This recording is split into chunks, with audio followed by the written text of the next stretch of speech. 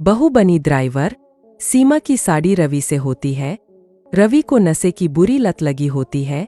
एक दिन अरे माँ, मेरा एक साइड का शरीर काम नहीं कर रहा है। मैं आज खेतों में कैसे जाऊंगा? अरे बेटा, ऐसा ना बोल। तेरे पापा के जाने के बाद से तू ही घर चलाने का सहारा है। मैं डॉक्टर को बुला लाती हूँ। देखिए बहन जी, रोहन के शरीर के एक साइड में लकवा है। अब वो कभी ट्रैक्टर नहीं चला पाएगा। घर में मंहूसियत का माहौल हो जाता है। लीजिए माँ जी, रोटी खा लीजिए। अरे बेटा, मुझे तो भविष्य की चिंता हो रही है। मेरा एक ही बेटा है और वो भी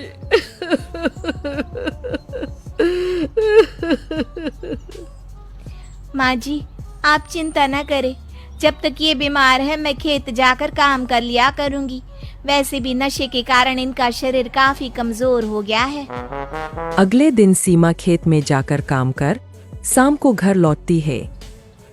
ये ले बेटा, पानी पी ले। कैसा रहा काम का पहला दिन? माँ जी, काम तो ठीक है, लेकिन मैं अगर ट्रैक्टर चलाना सीख लूँ ना तो काम और भी आसान हो जाएगा। अरे बेटा, दुनिया क्या कहेगी कि औरत होकर ट्रैक्टर चला रही है। माँ जी, या तो हम दुनिया देख ले या अपना घर, कोई बात नहीं। जब ये ठीक हो जाएंगे तो सब ठीक हो जाएगा। अरे बहू, जरा बाहर तो आना। जी माँ जी। बहू, तेरे मामा जी आए हैं, तूने बुलाया था ना? हाँ माँ जी, वो मामा जी ना आज से मुझे ट्रैक्टर चलाना सिखा। सीमा मामाजी से ट्रैक्टर चलाना सीखती है। वो मन लगाकर खेतों में काम करती है। और एक दिन माँ जी, पता है इस बार पूरे गांव में सबसे ज्यादा फसल का उत्पादन हमारे खेतों में हुआ है। इस साल तो खूब पैसे आएंगे। हाँ। सास खुश नहीं होती है। वो चुपचाप वहाँ से जाने लगती है। तभी सीमा उसे रोक लेती है। क्या हुआ माँ जी, आपको खुशी नहीं हुई? बेटा, आज डॉक्टर साहब बोल रहे थे कि रोहन के ठीक होने के लिए 5 लाख रुपए की जरूरत है। समझ नहीं आ रहा क्या करूं। सीमा शांत हो जाती है। अगले दिन सास सीमा के पास आती है। बेटा, ये मेरे गहने हैं। इसे अपने गहनों के साथ जोड़कर सुनार को दिया। जितने पैसे हो ले आ। डॉक्टर को आज ही देने हैं। सीमा अपने गहने और सास के गहनों को लेकर दुकान में बेचकर पैसे लेकर घर आ जाती है। माँ जी, सिर्फ 3 लाख रुपए का ही इंतजाम हो पाया है। बाकी के पैसे कैसे आएंगे? बेटा, अब तो एक ही चारा है, हमें जमीन भी बेचनी पड़ेगी। माँ, खेत बेच देंगे तो खाएंगे क्या? अरे बेटा, कोई दूसरा चारा भी तो नहीं है। रोहन ठीक हो जाए तो वो मेहनत करके इससे भी बड़ी जमीन ले लेगा। सास बहू मिलकर खेत भी बेच देते हैं। अब पूरे पैसे लेकर सास डॉक्टर के पास जाती है। डॉक्टर साहब, ये लीजिए सारे पैसे।